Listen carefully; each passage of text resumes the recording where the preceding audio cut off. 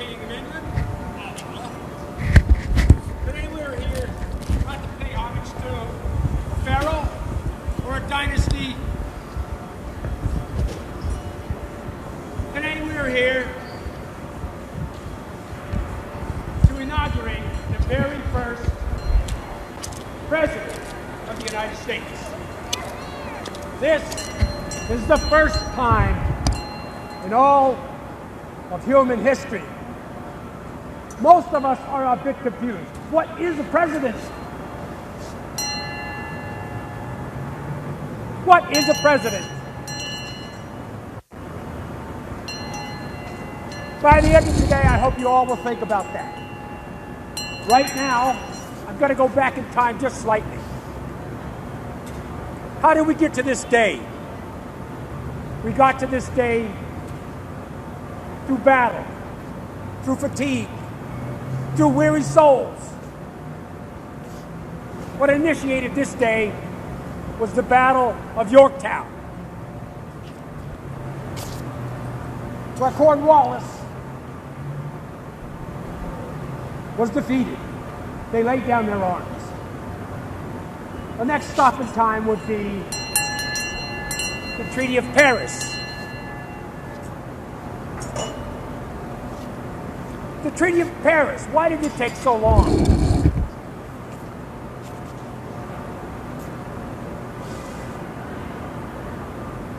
Language barriers? Yes. Were there conflicts within both groups of people? Yes. In England, there was a switching of parties. It seems that the English had grown tired of the war.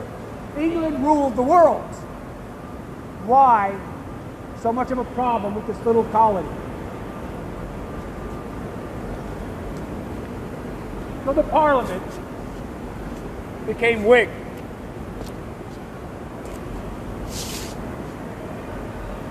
With that, the Treaty of Paris was signed. With the Treaty of Paris being signed, His Excellency George Washington stepped down as the Commander-in-Chief. He is now a citizen. So he was a farmer. He was a political ally or foe. He was a commander-in-chief of a ragtag army, which defeated the largest, most sophisticated army in the world. But Mr. Washington did not want to be the commander-in-chief. He wanted to go back to his farm in Virginia. So at this point in time, I would like to introduce to you Citizen George Washington. And he will commence to tell you his journey from Virginia here to New York City. Mr. Washington. Thank you, sir. Thank you, kind people of the city of New York. When I first left this city, back in 1783 on the 4th of December to retire to my plantation at Mount Vernon, to shade the fig tree, with a glass of Madeira wine, enjoying my home, I never expected to be called back into public service.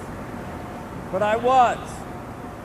I was in 1787 at the Constitutional Convention in Philadelphia for 4 months. After that, I knew my life was going to change.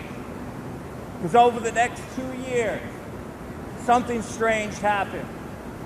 I was in contact with a good friend of mine, Henry Knox, Mr. Hamilton, and also Richard Lee. I knew early on, from January of this year, 1789, the year I was inaugurated, that I was going to be chosen as our very first president of this nation. And I finally received word from what happened on the day of the 6th of April, on the spot where I am standing, where the old City Hall sat, where the Congress and Senate met, where the Senate counted up the final electoral votes. I received that letter at my home from Mr. Thompson, on the 14th of April. Entered into my home. I gave a brief speech about how this is my duty, but I dread doing it. I didn't ask to be elected. I didn't ask to be brought back into public life. My journey took from the 16th to the 23rd, 7 days to arrive from my home in Virginia to get up here to New York City. When I left the morning of the 16th of April, I dreaded that day, leaving the quiet and peaceful felicity of my home, never knowing when I'm going to return again. Thinking about those days during the war against Great Britain when I was away from my home for 7 long years. The first stop was the city of Alexandria. Alexandria is only 9 miles away from my home, so I didn't make it far because, of course, there was droves of people there, thousands of people to greet me. And that evening, I had to take place at a tavern for a fine dinner and given accolades by the people.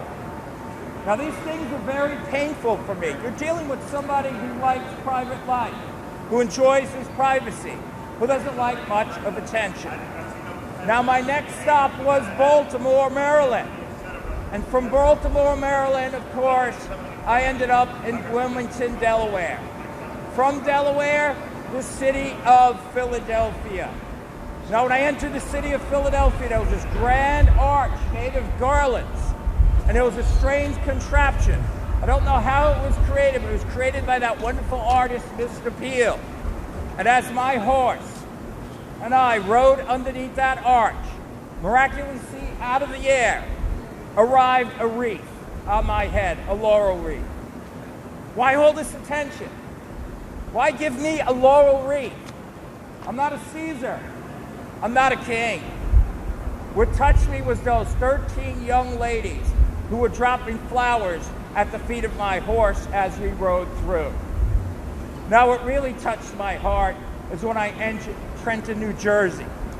Trenton, New Jersey, also by the Assunpink River, there was another grand arch, grander than the one I saw previously the day before in Philadelphia. And on this arch, there was 2 banners. One said 1776, Trenton and Princeton.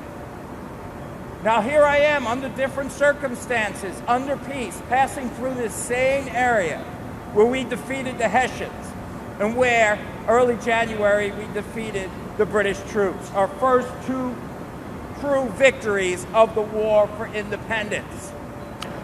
What also touched me was that second banner where it said, Defender of Mothers and Daughters. All these accolades for me. And again, there was 13 dressed young women singing songs of praise. Finally, when I arrived to Elizabethtown, New Jersey, there was a barge 47 feet long built for the occasion to take me and ferry me over here to the city. When I entered that barge, as those 13 oarsmen dressed in white cloaks, wearing black hats, were rowing that barge across the harbor, I noticed behind me there was a whole line of ships. I'm sure it was just like what I witnessed years before in 1776, when my headquarters was right here on this site at that time during the war.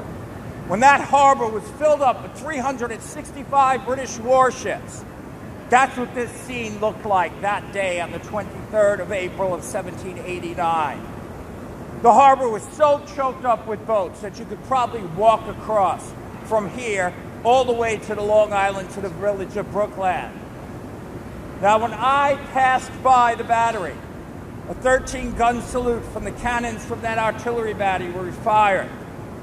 And what caught my eye was a ship, that Spanish warship that had 28 flags from 28 different nations unfurled as my barge passed by. There was also smaller boats coming by the barge. People singing songs of praise. One song was to the tune of God Save the King. I'm not a king. I'm a citizen. How are we going to run this government? Only time will tell.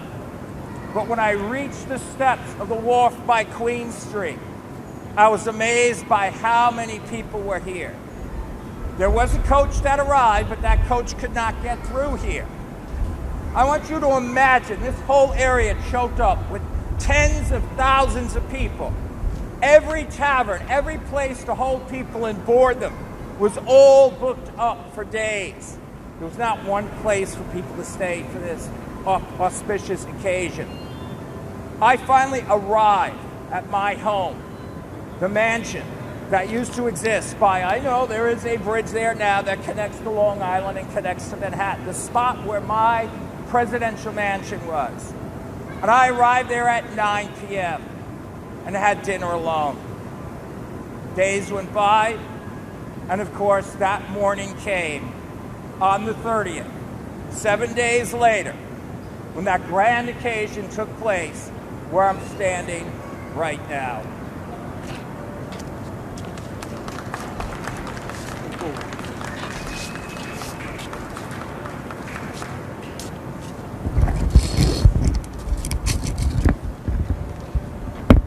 Your Excellency, are you prepared to take the oath? Yes, I am. I am ready to administer the oath. Very good. Mr. Otis, if you will.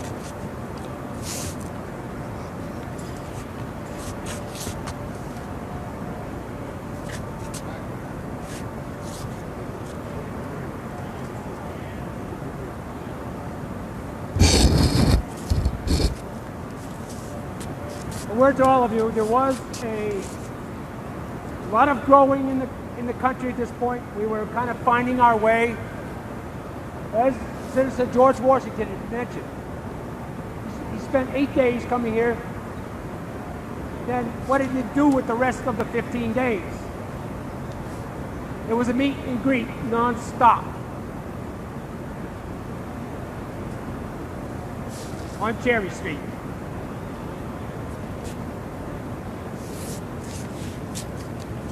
General, if you please, place your left hand upon the Bible. Raise your right hand and repeat after me. I, George Washington, do solemnly affirm.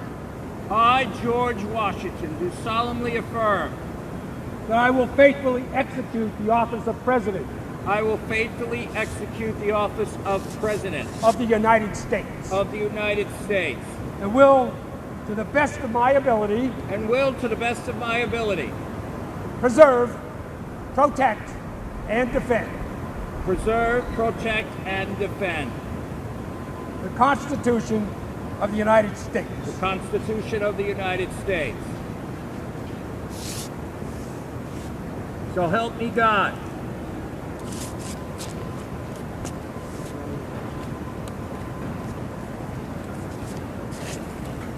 Long live the President of the United States. Long live George Washington.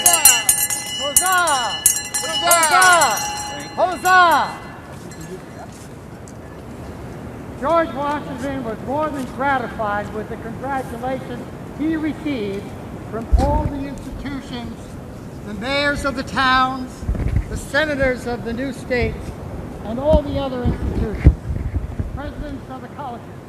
But he was particularly gratified to get the congratulations of all the churches, faiths, and faithful institutions of these new United States. For this he knows and was telling them that this is a land where all men can believe and preach and do in any faith he wants.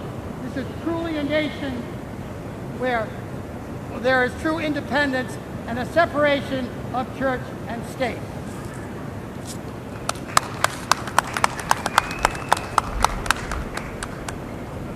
That will conclude this performance. Be back at what time is it? 1 o'clock? 1 o'clock. 1 o'clock or 2 o'clock for a repeat performance. One notation about George Washington. After his inauguration, he took up a tour number 2. What was that tour all about? He wanted to visit all of the 13 states of the nation, of the Union. He was a very hands-on individual. He wanted to meet the people. He was to govern, or guide into governance. He went south. He visited all, I believe it was something like 60 towns, 60 cities, all inclusive. Since he was a farmer by nature, and this was an agrarian culture, he needed a lot of information. As he will tell you himself, he and genteel gentlemen, mostly of Virginia status, were into taking agriculture to the next step. George Washington himself was the originator of rotating crops, of using dung for fertilizer. So again, y'all might want to thank George Washington for your peas and your carrots. Thank you very much.